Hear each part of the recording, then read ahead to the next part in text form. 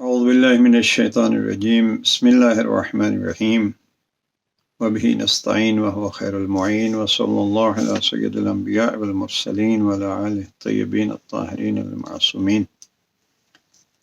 نہج البلاغہ کے ارشادات سے استفادہ کرنے کے لیے حاضر خدمت ہیں۔ امیر المومنین وہ ذات گرامی ہے جو انسانیت کے لیے نمونہ کامل ہیں، جنہوں نے قرآن پہ عمل کر کے اور سیرت پیغمبر اکرم کو اپنی زندگی میں اپنا کے یہ دکھایا ہے کہ قرآن کے دستورات اور محمد مصطفیٰ صلی اللہ علیہ وآلہ وسلم کے فرمودات قابل عمل ہیں، اور جو ان فرامین پہ عمل کرے گا اس کی یہ دنیا بھی کامیاب اور آخرت بھی کامیاب۔ امیر المومنین کو یہ ہدایت اور رہبری کتنی پسند ہے۔ نہج البلاغہ کے خطبہ نمبر 180 کو اگر آپ دیکھیں، یہ وہ خطبہ ہے جو جناب امیر علیہ السلام نے اپنے شہادت سے ایک ہفتہ پہلے ارشاد فرمایا، اور یہی وہ خطبہ ہے جو امام نے کھڑے ہو کے آخری خطبہ دیا ہے۔ اس کے بعد امام کی وصیتیں اور وہ زخمی حالت میں گفتگو وہ موجود ہے، لیکن کھڑے ہو کے خطبہ جو دیا ہے امام نے، یہ خطبہ ہے 180، جس کو نقل کیا ہے نوف بکالی نے۔ تفصیلی خطبہ ہے۔ اس خطبے کے آخری حصے کا ایک جملہ سامعین و ناظرین کی خدمت میں عرض کرتے ہیں، اور مجھے نہیں معلوم کہ یہ خطبے کو ہم اور اس جملے کو خصوصیت کے ساتھ ہم عظمت علی کے حوالے سے پیش کریں تو وہ بھی ایک عظمت کا بلند ترین پہاڑ ہے، اور اگر علی علیہ السلام کو بطور مبلغ و بطور واعظ پیش کریں تو وہ بھی اس جملے میں واضح ہے۔ امیر المومنین اس خطبے کے آخر میں فرماتے ہیں، لوگوں، میں نے آپ کو ایسے نصیحتیں اور مواعظ کیے ہیں جیسے انبیاء اپنی امتوں کو موعظہ کرتے رہے ہیں۔ دیکھیے، یہ سننے میں ایک معمولی چیز ہے، ہم اکثر سنتے رہتے ہیں، اور پیغمبر اکرم کا وہ فرمان بہت مشہور ہے جس میں جناب پیغمبر اکرم جناب علی علیہ السلام آپ کے بارے میں فرماتے ہیں کہ جو چاہتا ہے کہ علم آدم میں نگاہ کرے، علم نوح کو دیکھے، خلت ابراہیمی پہ نظر کرے، موسیٰ کی شجاعت کو دیکھے، عیسیٰ کے زہد کو دیکھے، فَلْيَنْظُرْ إِلَىٰ عَلِيِّ بْنِ أَبِي طالب۔ بہت ساری کتابوں میں آپ کو یہ ملے گا۔ پیغمبر فرماتے ہیں ان اوصاف کو میں یوں عرض کروں، انبیاء کے با کمال اوصاف جو بکھرے ہوئے ہیں انبیاء میں، اگر ان کو یکجا دیکھنا ہے تو پیغمبر کا فرمان ہے وہ آپ علی میں دیکھ سکتے ہیں، وہ عظمت کا مقام۔ لیکن یہ جو جملہ خطبہ 180 سے نقل کیا ہے کہ میں نے آپ کو ایسے مواعظ کیے ہیں، دہرا دیتا ہوں جناب امیر علیہ السلام کے وہ الفاظ، ایھا الناس انی قد بسست لکم المواعظ التی وعظ الانبیاء بها اممهم وعدیت الیکم ما عدت الاوصیاء الی من بعدهم۔ اے لوگوں، میں نے تمہیں اسی طرح نصیحتیں کی ہیں جس طرح کی نصیحتیں انبیاء اپنی امتوں کو کرتے چلے آئے ہیں۔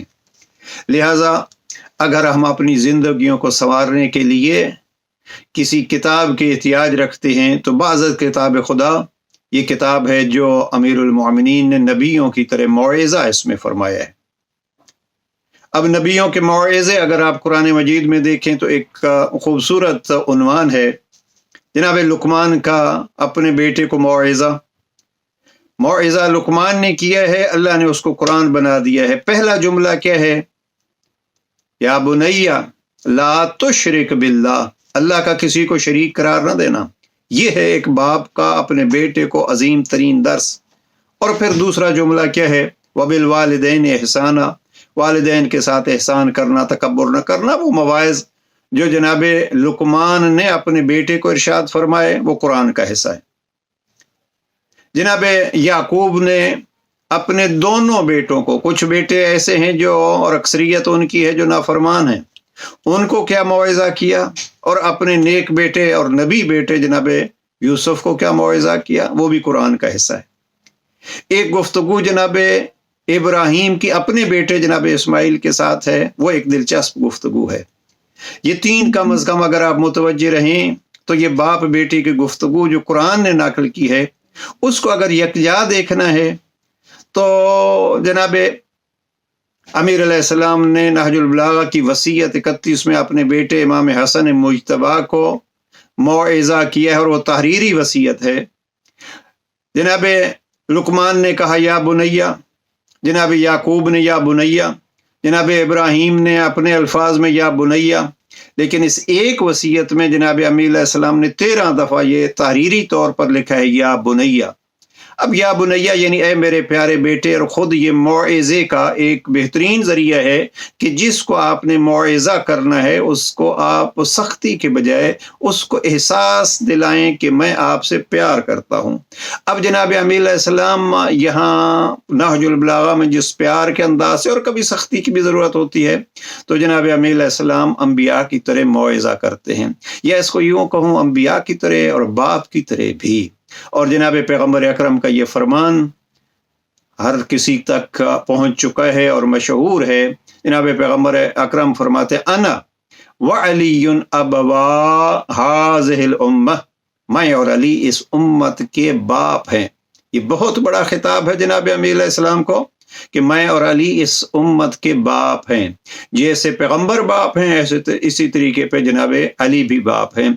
लिहाजा जिस तरीके पे पैगंबरों ने और बिलखुसूस खातमुल अंबिया ने मौइज़ा किया है, वही मौइज़ा आपको कुरान मजीद में भी नज़र आएगा, और यहाँ नहजुल बलागा में भी उस कुरान के मौइज़ा की तफसीर नज़र आएगी। उसमें से एक चीज़ जो अर्ज़ करना चाहता हूँ इस सेशन में, वो ये है कि इसी खुतबा 180 में जनाब अमीरुल मोमिनीन ने अपने हमराहियों का, अपने साथियों का, इमाम के साथ रह के दुख और तकलीफ़ें झेलने वालों का या शहादत के मकाम को पा लेने वालों का जिक्र किया है। ऐना अम्मार, ऐना इब्न तयहान, ऐना ज़ु शहादतैन, ये इमाम के वो साथी हैं जिनको इमाम ने याद किया है। गोया इमाम का एक मौइज़ा ये है कि जो आपका प्यारा हो, उस प्यारे को आप उसके जाने के बाद भी याद रखें। आइए हम भी ये कोशिश करें कि अपने प्यारों को भी तो याद रखें। ये हर कोई याद रखता है, लेकिन साथ ये भी जहन में रखिए कि दूसरों के प्यारों को अगर आप याद रखेंगे तो वो आपके प्यारों को याद रखेंगे। जब एक जुमला है जनाब पैगम्बर अकरम के दौर ही में अबू जहल का बेटा अक्रमा मुसलमान हो जाता है, और ज़रा रहमतुल लिल आलमीन का और इस बाप कौम के जो है उनका ज़रा जुमला सुनिए। पैगम्बर अकरम ने किसी वक्त सुना कि लोग अक्रमा के सामने उसके बाप अबू जहल को बुरा भला कह रहे हैं। अबू जहल यानी सबसे बड़ा दुश्मन पैगम्बर अकरम का, लेकिन पैगम्बर अकरम फरमाते हैं अपने असहाब को कि कभी अक्रमा के सामने अबू जहल को बुरा भला न कहा करो, इसलिए कि जैसा भी था वो उसका बाप था। यानी दूसरों के प्यारों का एहतराम ये कुरान का भी मौइज़ा है, मुस्तफ़ा का भी फरमान है, और यही अली मुर्तज़ा फरमाते हैं मैंने जैसे नबियों की तरह मौइज़ा किया है तो उन मवाइज़ में एक ये है। और ये तारीख़ ज़िंदगी है जनाब पैगम्बर अकरम। मसलन जंग जमल को आप देखिए, जनाब अमीर अलैहिस्सलाम से जो जंग करने आए, वो जब जंग अमीरुल मोमिनीन जीतते हैं तो बर्ताव क्या था जनाब अमीरुल मोमिनीन का। यानी दुश्मन से भी बर्ताव कैसे होता है, तो जो दुश्मन नहीं है, जो गाफिल है। एक आया कुरान मजीद सूरह माइदा की आया 118 को अगर देखिए, जनाब ईसा को खिताब होता है, ईसा क्या आपने ये कहा है कि आपको ये खुदा माने, यानी मुझसे शिरक करने लगे। जनाब ईसा के अल्फाज, जनाब ईसा अर्ज करते हैं इलाही मैंने तो नहीं कहा, और फिर जिन्होंने शिर्क किया है उनकी सिफारिश कैसे करते हैं, इन तुअज़्ज़िबहुम फ़इन्नहुम इबादुक व इन तग़फ़िर लहुम फ़इन्नक अंतल अज़ीज़ुल हकीम। ये जो बंदे तेरे शिर्क करते हैं, अगर तो इनको अजाब करे तो बंदे तो तेरे ही हैं, यानी तो अजाब के मुस्तहिक हैं, लेकिन बंदे तो तेरे ही हैं। लेकिन अगर तू इनको माफ़ कर दे तो फिर तू अजीज़ भी है और حکیم بھی ہے. یعنی اس انداز سے انبیاء اللہ سے بھی سفارش کرتے رہتے ہیں کسی کو سزا دینے کے بجائے اس کو معاف کر دیا جائے. آئیے نہج البلاغہ سے یہ سبق سیکھیں کہ کسی نے ہم سے زیادتی کر لی ہے تو ہم اس کی زیادتی کو اللہ کے لیے معاف کر دیں. یقیناً وہ بھی متوجہ ہوگا اور اپنی زندگی کو بدلے گا. نہیں بھی بدلے گا تو آپ نے جب اللہ کے لیے کیا ہے تو اس کا اجر عظیم اللہ عطا فرمائے گا. السلام علیکم ورحمۃ اللہ وبرکاتہ.